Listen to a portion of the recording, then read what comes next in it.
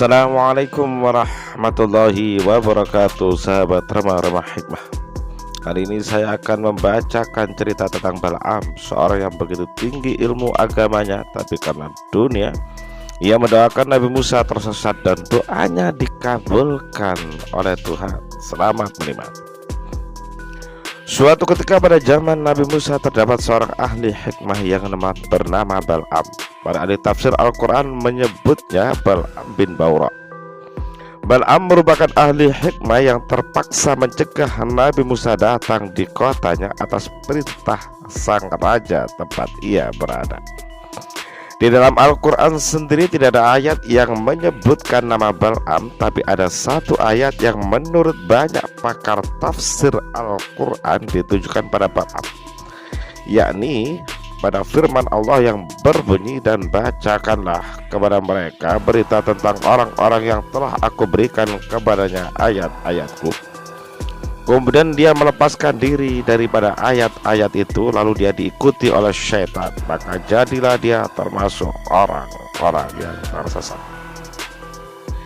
Diriwayatkan dari Ali bin Abi Thalhah bahwa Bal'am adalah seorang Bani Kan'an yang tinggal di kota tempat tinggal orang-orang gagah perkasa yang hendak diperangi oleh Nabi Musa. Sementara menurut Muqatil, Bal'am adalah penduduk kota Balqa yang sekarang menjadi provinsi di Yordania. Bal'am adalah seorang alim yang menyimpan rahasia Al-Asma'ul A'zam, nama keagungan Allah Subhanahu wa ta'ala hanya diketahui oleh orang-orang tertentu. Kisahnya bermula saat Nabi Musa alaihissalam beserta Bani Israil yang hendak pergi menuju Sam sudah mendekati dataran kota Kan'an. Raja Balqa yang merasa terancam dengan kehadiran pasukan Nabi Musa, ia pun segera memanggil Bal'am. Raja Balqa kemudian meminta Bal'am berdoa kepada Allah. "Berdoalah wahai Bal'am kepada Allah untuk menjatuhkan keburukan atas Musa.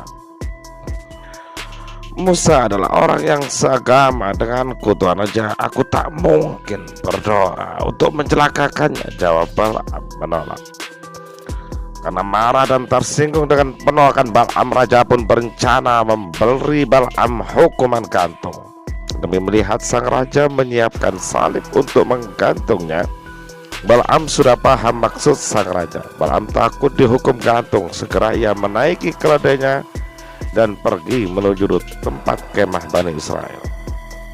Sesampainya di tempat yang cukup dekat untuk bisa melihat Bani Israil, keledai yang ditungganginya malah menderum dan enggan melanjutkan perjalanan. Bal'am marah dan memukulnya.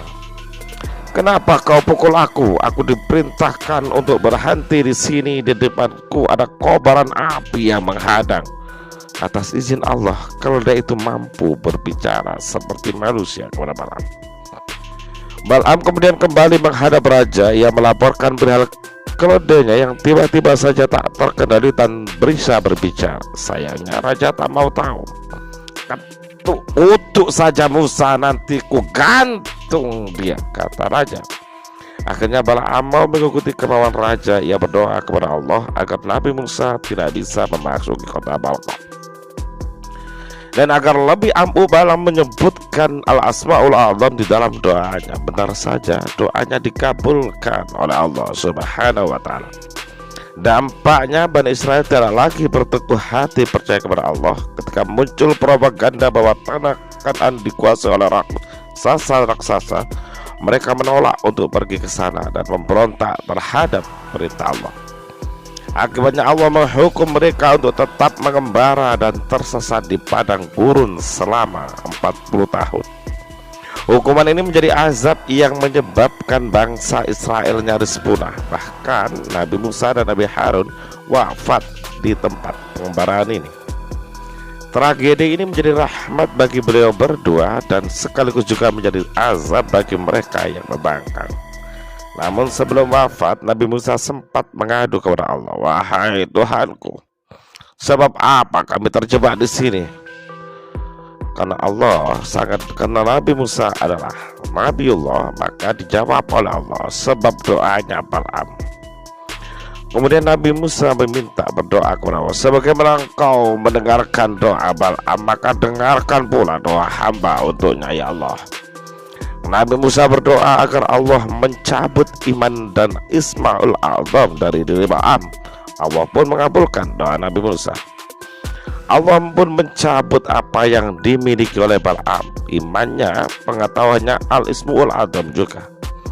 Demikianlah akhirnya Bal'am meninggal dalam kondisi tanpa membawa iman, disebabkan ilmu pengetahuan yang dianugerahkan bukan untuk dijadikan beribadah, tapi justru dibuat kebanggaan atau kesombongan. Dan yang teramat fatal, Bal'am menggunakan keistimewaan yang dimilikinya untuk mencelakai utusan Allah. Belajar dari kasus Bal'am, sebagai umat Islam alangkah baiknya kita untuk selalu berdoa hingga akhir hayat, semoga iman selalu melekat pada diri kita, sebab hanya Allah yang maha tahu akhir masa hidup kita seperti apa yang ke depan. Demikianlah cerita ini berakhir. Terima kasih dan jangan lupa mengikuti kisah-kisah selanjutnya masih di channel Rama Hikmah. Assalamualaikum warahmatullahi wabarakatuh.